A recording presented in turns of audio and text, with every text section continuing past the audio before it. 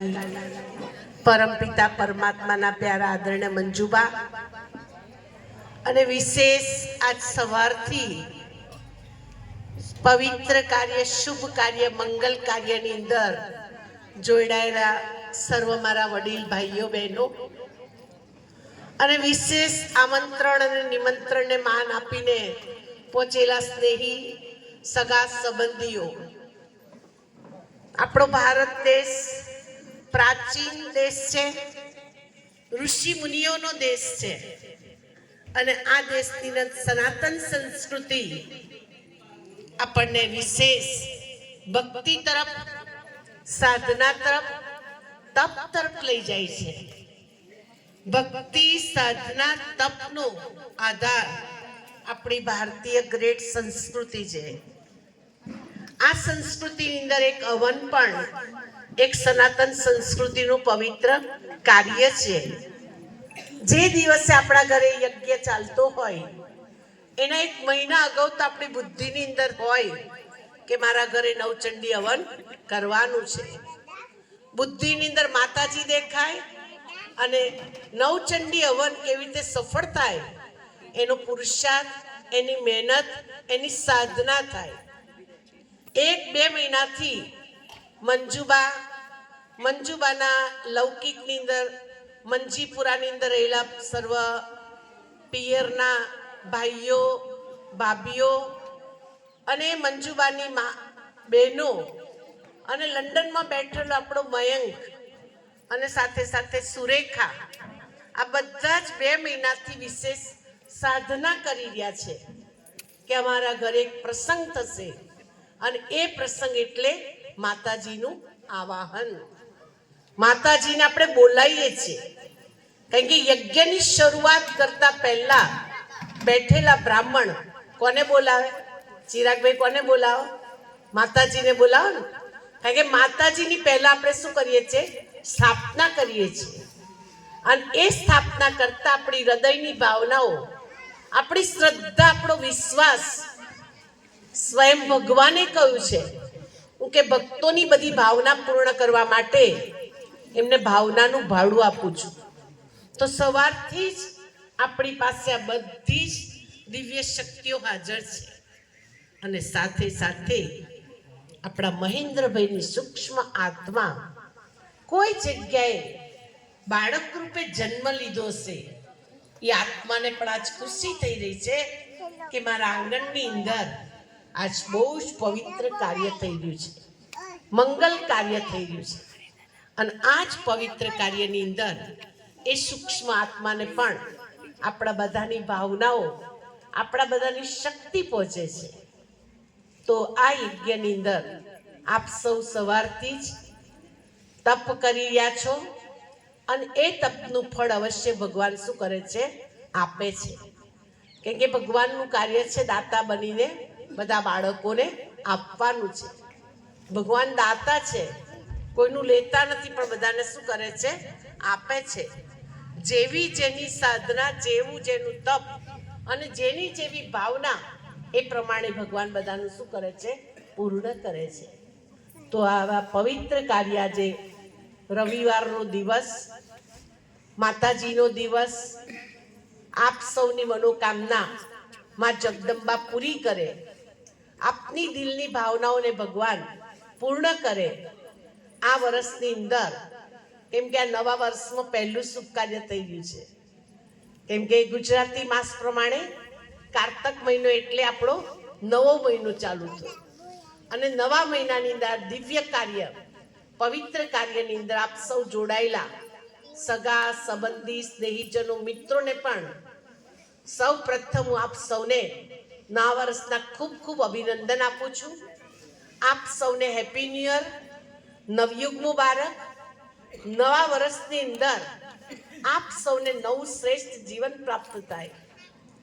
आप सौना जीवननी अंदर तनथी तंदुरस्त रहो, मनथी खुश रहो अने स्थूल धन अने सूक्ष्म धनथी भरपूर थाओ एवी भगवानने प्रार्थना छे। आ नवा वर्षनी अंदर આપણે સૌ એક નવું ભગીરથ કાર્ય ચાલુ કરવાનું છે। અહીંયા બેઠેલા બધા જ મારા વડીલો, આપ સૌ ભગવાનને પ્રાર્થના તો કરતા જ હશો, કરો છો ને બધા? સવારે દીવો અગરબત્તી કરો છો કે નહીં કરતા? કોણ કોણ કરો છો? હાથ ઊંચો કરો. બધા જ. સરસ. તો રોજ તમે દીવો અગરબત્તી કરો છો, ભગવાનને પ્રાર્થના કરો છો.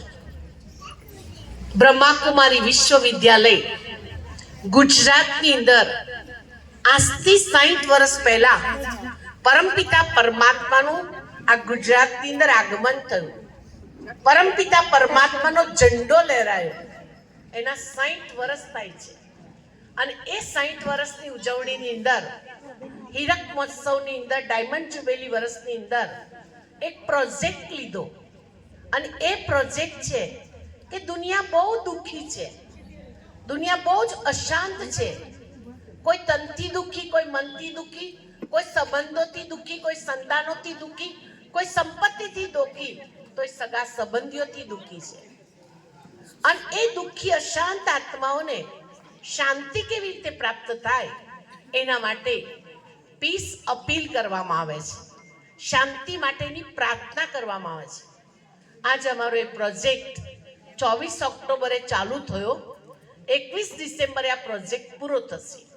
સમગ્ર ભારતની અંદર અને વિદેશની અંદર જે બ્રહ્માકુમારી વિશ્વવિદ્યાલયમાં નથી આવતા એ ભાઈ બહેનો પણ આ ભગીરથ કાર્યની અંદર, આ મહાયજ્ઞની અંદર જોડાયેલા છે.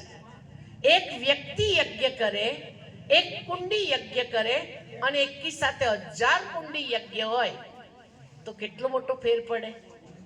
એક દીવો કરીએ અને 1000 દીવાની આરતી હોય કેટલો ફેર પડે.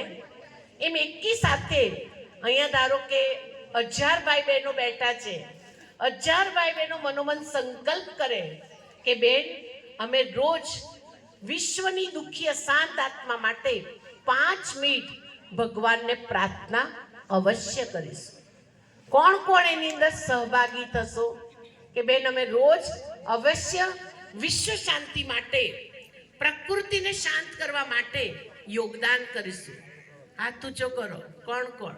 સરસ, બહુ જ ફાઇન. આ બાજુના બહેનો બધા સરખો હાથ ઊંચો કરો, મને દેખાય એવો. હા, બસ સરસ. આમાં આપણું કશું જ જવાનું નથી. આપણે બેઠા બેઠા ભગવાનને પ્રાર્થના કરવાની. હું તમને 1 મિનિટ માટે પ્રાર્થના શીખવાડી દઉં. આપણે શરીર નથી, પરંતુ શરીરને ચલાવનાર એક ચૈતન્ય શક્તિ આત્મા છે. એ કઈ બેઠેલી છે? 2 પ્રકૃતિની વચ્ચે. અને એ 2 પ્રકૃતિની વચ્ચે બેઠેલી આત્મા ઓલરેડી શાંત સ્વરૂપ છે. આપણે શાંતિના સાગર ભગવાન પાસેથી શાંતિ પ્રાપ્ત કરવાની છે અને વિશ્વની બધી જ આત્માઓને શાંતિ આપવાની છે. પ્રકૃતિના પ્રકોપથી ચારે બાજુ અશાંતિ કેટલી છે. પંજાબમાં પૂર આવ્યું, ઉત્તરાંચલમાં આવ્યું, હિમાચલમાં આવ્યું, હમણાં આપણા ગુજરાતની અંદર પણ ઓચિંતો વરસાદ થયો. કેટલાક ખેડૂતો બિચારા દુઃખી થઈ ગયા. આ દુઃખી લોકોને આપણે પૈસા આપીને મદદ નહીં કરી શકીએ, પણ એમના જીવનમાં શાંતિ મળે એના માટે તમે સૂક્ષ્મમાં પ્રાર્થના કરશો. કોઈના મનમાં પ્રશ્ન ઊભો થાય કે બેન તમે કહો છો કે અમે એ પ્રાર્થના કરીએ એ લોકોને કેવી રીતે પહોંચે? અવશ્ય પહોંચે. એક દેશના સમાચાર બીજા દેશના ટીવી પર વગર દોરડાએ જો જોઈ શકતા હોય, સાંભળી શકતા હોય, એ વિજ્ઞાનની શક્તિ છે. ધારો કે આફ્રિકા મેચ રમાય છે, આપણે લાઈવમાં આપણા ઘરે બેઠા આપણા ટીવી પર વિજ્ઞાનની શક્તિના આધારે એ સીનને જોઈ શકીએ છીએ, સાંભળી શકીએ છીએ. ત્યાં ઉપગ્રહ સાયન્સની શક્તિ છે, ત્યાં વિલ પાવર વૈજ્ઞાનિકોનો છે. આપણો ઉપગ્રહ ભગવાન છે. આપણી જાતે પ્રાર્થના નથી કરતા, આપણે ભગવાનને માધ્યમ બનાવી છે. હે ભગવાન, તમારી પાસે બહુ શાંતિ છે, તમે આ બધા આત્માઓને શાંતિ આપો. એમાં આપણા કુટુંબીજનો આવી જાય, આપણા સગા સંબંધી આવી જાય, આપણા સ્નેહીજનો આવે, આખા વિશ્વના ગ્લોબ પર વિશ્વની બધી જ આત્માઓને ભગવાન શાંતિ આપે. પ્રકૃતિને પણ ભગવાન શું આપે? શાંતિ આપે. પ્રકૃતિ પણ ઓટોમેટિકલી શું થઈ જાય? શાંત થઈ જાય. આપણી શાંતિની પ્રાર્થના પ્રકૃતિ અવશ્ય સ્વીકાર કરે છે અને એ જ સમયે એ આત્મા શાંતિનો શું કરે છે? અનુભવ કરે છે. આપણે એક મિનિટ તેજલબેન એક ગીતની લાઈન મૂકી.